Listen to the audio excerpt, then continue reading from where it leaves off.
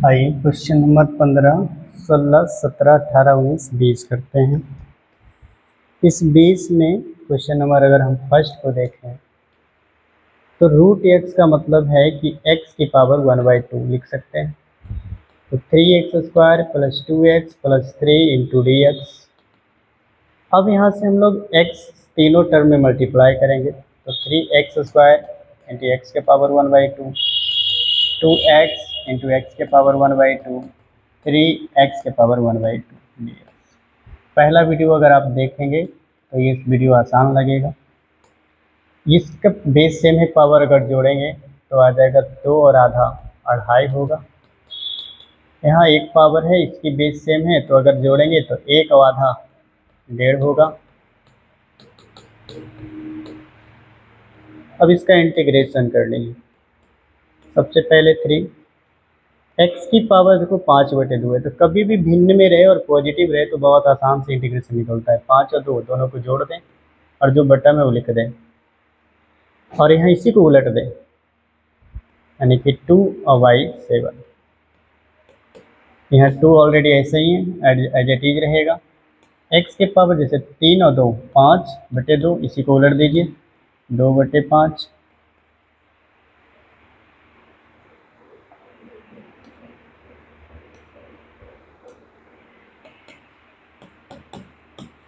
एक और 2 3/2, इसी को उलट दे 2/3 प्लस। आप इसको ब्रैकेट में रख भी सकते हैं, नहीं भी।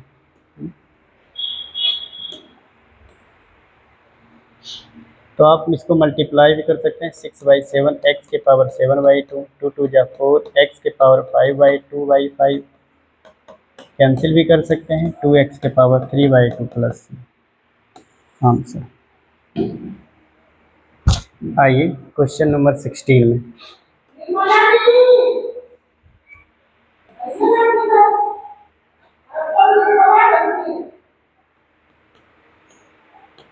To x minus 3 cos x plus e के power x। 2 as it is है, x की पावर 1 है तो एक अगर हम जोड़ेंगे तो 2 आएगा, 2 नीचे लिखेंगे।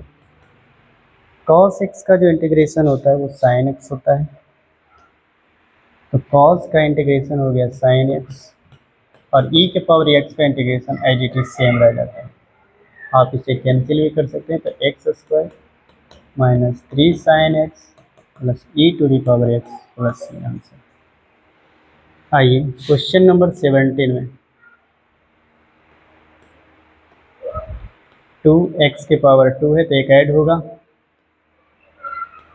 3 sin x का अगर हम इंटीग्रेशन देखें तो माइनस cos x होता है। हालांकि sin का डिफ्रेंसिएशन cos होता है, लेकिन sin का इंटीग्रेशन माइनस cos x होता है, प्लस 5।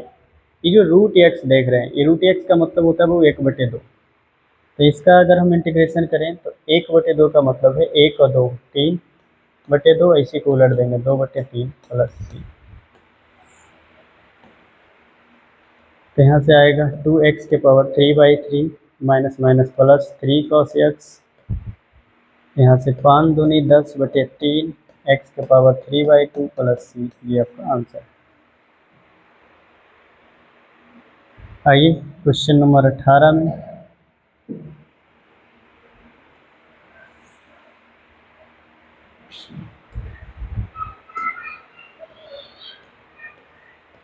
आप इस दोनों को मल्टीप्लाई कर देंगे तो sec² x होगा, फिर sec x into tan x, sec x into tan x dx। अगर हम sec² का इंटीग्रेशन का फॉर्मूला लिखाएं वो डायरेक्टली कितना होता है tan x। अगर नहीं पता चले तो ये देखना ये किसका डिफ्रेंसिएशन है, tan का, तो tan sec x into tan x का जो इंटीग्रेशन होता है वो होता है sec x प्लस। फॉर्मूला को याद रखिए और जो चीज़ें ट्रिक बताई गई है उसका इस्तेमाल करिए, चीज़ें खुद ब खुद आसान हो जाएगी। आइए नेक्स्ट क्वेश्चन की तरफ। Question number 19। कुछ बच्चे क्या करते हैं, sec² को डायरेक्टली tan x लिख देते हैं, cos² का फॉर्मूला माइनस। ऐसा नहीं है, ये फंक्शन अलग फंक्शन है, सेपरेट फंक्शन नहीं है। तो आप सबसे पहले sec² को हम लिख सकते हैं 1/cos² और cos² को लिख सकते हैं 1/sin²। अगर हम इसे देखें तो 1/cos² x और ये मल्टीप्लाई में होगा तो ये ऊपर चला जाएगा, 1 1 कैंसिल अगर हुआ तो ये चीज़ें sine square by cos square tan square होगी। अब आपको ध्यान रखनी है, आपको tan x का इंटीग्रेशन जरूर लिखाया गया है log sec x, है ना, या फिर माइनस log cos x, ये दोनों फार्मूला होता है। लेकिन कहीं पर भी आपको tan स्क्वायर का फार्मूला नहीं लिखा गया है। तो हमारे पास इस सेक स्क्वायर x का इंटीग्रेशन लिखा गया जो होता है tan x, है ना, इसका इंटीग्रेशन tan x होता है, इसका इंटीग्रेशन, लेकिन इसका नहीं होता है। तो हम इसको क्या करेंगे, जब इस रूप में अगर इसका इंटीग्रेशन नहीं होता है तो इसको हम इस रूप में बदल देंगे। क्लास 10th में एक फार्मूला था sec square theta minus 1 dx, sec square theta minus 1 जो होता है वो tan स्क्वायर थीटा होता है।